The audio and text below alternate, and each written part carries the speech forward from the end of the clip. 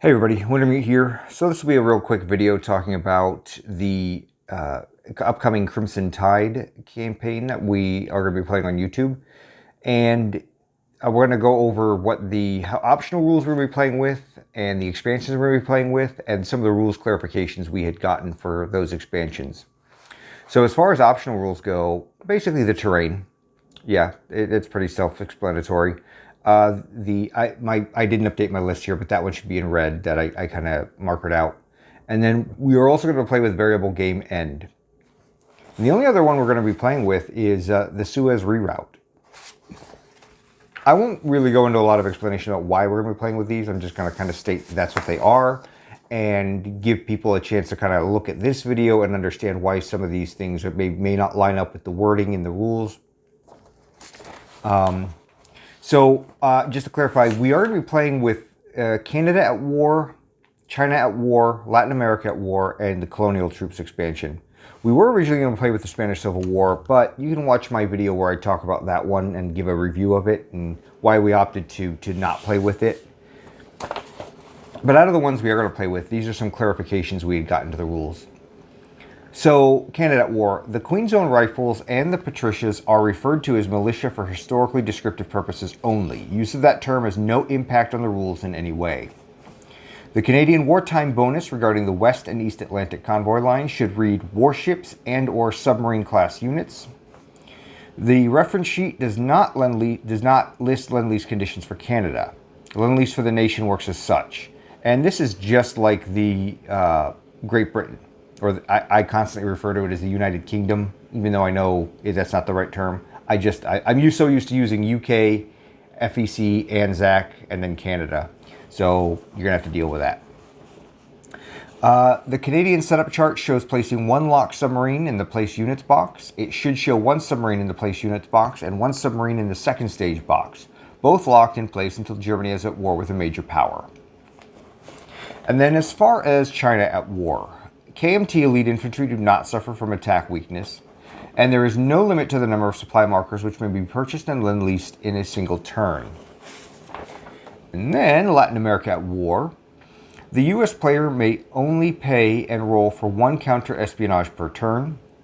The German player may not have both a spy network and a radio tower in the same land zone at the same time. If a country goes pro-allied, remove any radio towers present but leave any spy networks.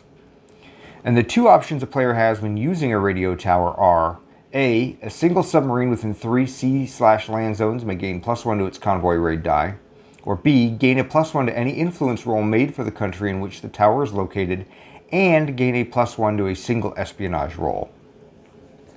And then Colonial Troops. The Free French and, that should say Vichy, not Vicky. I don't know who Vicky is or why she put her name on my rules addendum, but I'm going to go have to find her and have a talk with her about that. But okay, anyway, the Free French and Vichy may build any of the special colonial units listed in this expansion, so long as they meet all the requirements to do so, up to the normal limit of 2 per turn. The Fiji Infantry Regiment should actually be listed as a UK unit, not an FEC unit.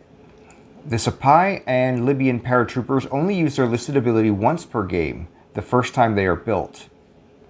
And the Moroccan Gourmets. Now I will note this one is a very radical departure from the way the rules are written for the Gourmets. And there was a long discussion with the designer of this expansion about a possible exploit that could be used and abused, and so ultimately he said, okay, well let's write it this way and give this a go, and I'm going to watch it played, and then I'll kind of see if I like it and kind of do an ultimate rework on it. So this is how we're going to play the Gourmet. If Paris surrenders, the land zone this unit is in will become Free French without a die roll. This unit may not leave the African continent. So pretty simple and straightforward.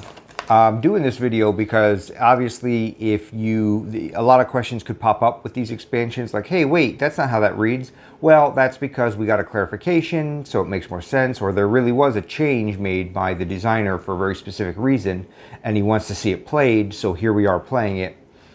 And so I'm doing this video to kind of sum all that up. because I know there's probably going to end up being a lot of questions in the comments, and this way, you know, we don't have to constantly. I'm trying to avoid constantly having to type out the same answer 50 times, and this way, all of us who are playing can go, well, if you go watch this video here, it'll sum it up for you. You know, that, so hopefully that'll answer that, or answer things proactively before we even start playing, so that's hopefully clarified. And I know a lot of those clarifications will ultimately end up actually into the rules themselves when the designers do a rewrite or an update, because sometimes expansions need that, i.e. the Spanish Civil War. And in this case, we had access to two of the designers, one of which was the Canada at War designer, and then one of which designed the Colonial Infantry and the Latin America at War. So both of them will be watching this kind of with it in mind, that they're going to see how some of this stuff pans out, and maybe possibly go back to the drawing board, or go, hey, okay, it works, it just needs to be cleaned up a little bit, or that needs to be tweaked, and this needs to be tweaked. So that's definitely one thing that will be going on. You know, you'll probably see that eventually come out after this game at some point. So all that said, any questions or comments about anything that I had talked about here, go leave them in the comments below. And for right now, this is Wintermute signing off.